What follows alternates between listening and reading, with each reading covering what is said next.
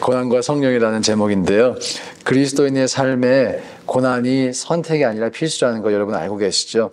그런데 이와 함께 또 하나의 필수가 있습니다. 바로 성령을 받는 것입니다. 예수님께서는 고난도 우리에게 허락하시지만 그 고난과 함께 성령을 주세요. 그래서 그 고난을 이겨낼 수 있게끔 해주십니다. 오늘 말씀 속에서 그 사실을 우리가 다시 한번 확인해 볼 수 있기를 원합니다. 18절에 보면 세상이 너희를 미워하면 너희보다 먼저 나를 미워한 줄을 알라, 이런 말씀이 있습니다. 고난이 선택이 아닌 필수라는 것을 예수님 말씀하세요. 여기서 예수님은 미워할 수도 있고 안 할 수도 있다는 어떤 그런 가능성을 말씀하시는 것이 아닙니다. 미워한다는 거예요. 미워할 거다. 세상이 너희를 미워할 거야.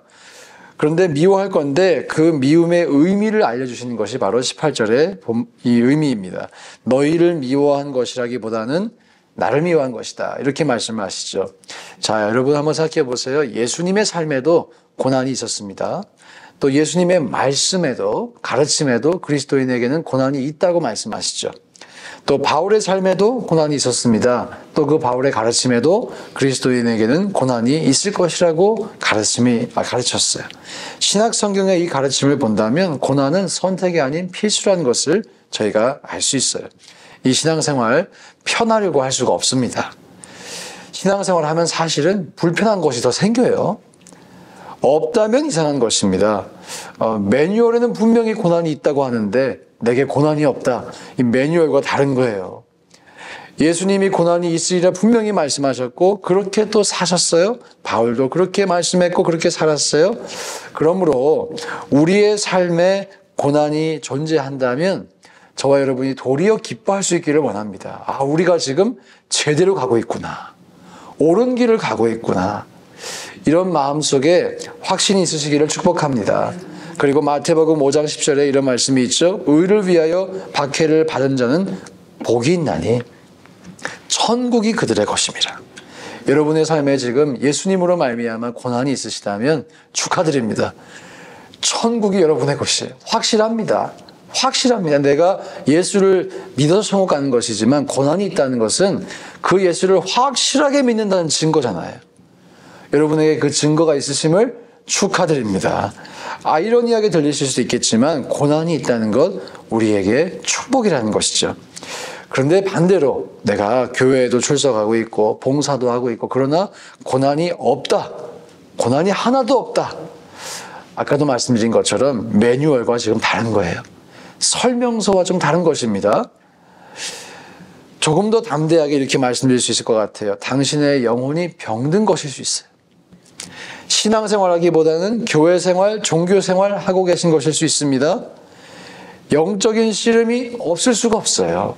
우리가 영적인 생활을 한다면, 진정한 의미에서 신앙생활을 한다면 영적인 씨름이 없을 수가 없습니다.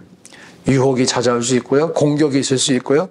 사단 마귀가 각종 도구를 사용해서, 각종 전략을 사용해서 우리를 무너뜨리려고 하고 넘어뜨리려고 합니다. 우리가 하나님의 나라를 이 땅에 임하게 하려고 하는데, 사단의 권세를 물리치려고 하는데 사단 마귀가 가만히 있지 않죠. 우리에게 씨름이 있어요. 그 고난이 주어져요. 그러므로 내 삶에 고난이 있는가?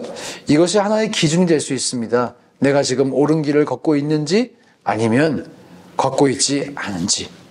저와 여러분의 인생 가운데 고난이 있다면 도리어 그것을 우리가 옳은 길을 걷고 있다라고 하는 그것으로, 그 의미로 해석할 수 있는 믿음의 눈을 가지고 도리어 기뻐하실 수 있기를 주 이름으로 축원드립니다.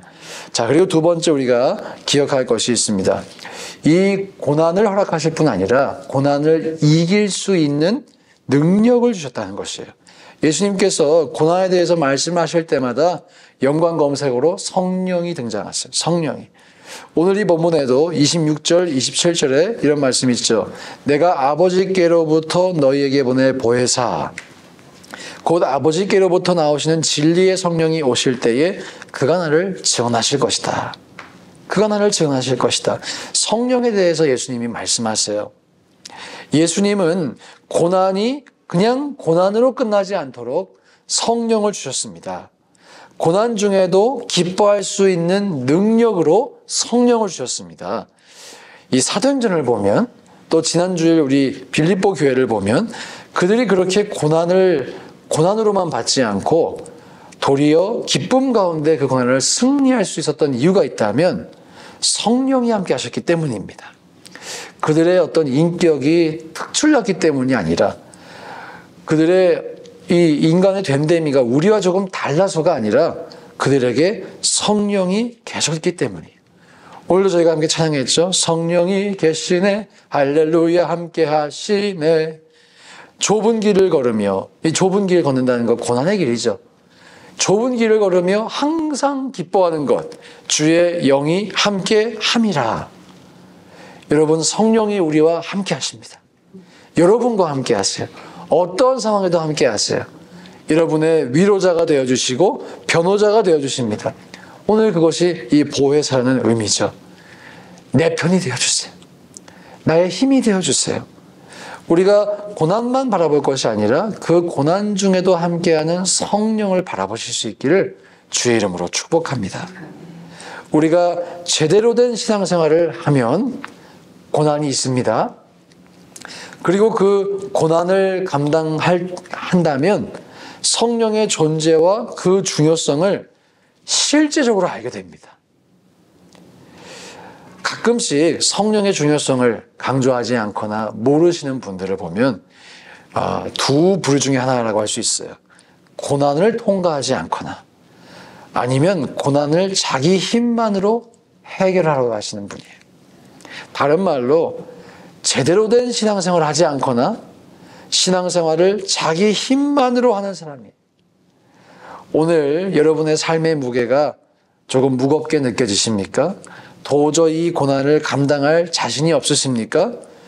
우리에게 필요한 것은 어쩌면 이 고난을 좀 거두어 주십시오라고 하는 기도라기보다는 성령의 능력을 받는 것이에요.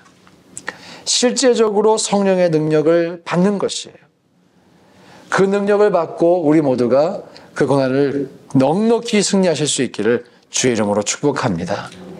그리고 또 이 고난에는 역설이 있어요. 역설.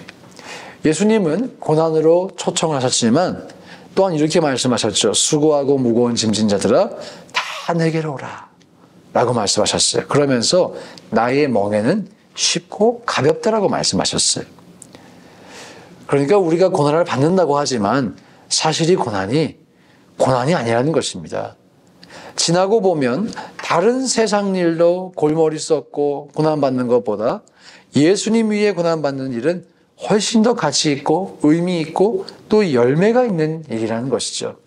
시편 119편 71절에도 이런 말씀이 있어요. 고난당한 것이 내게 유익이라.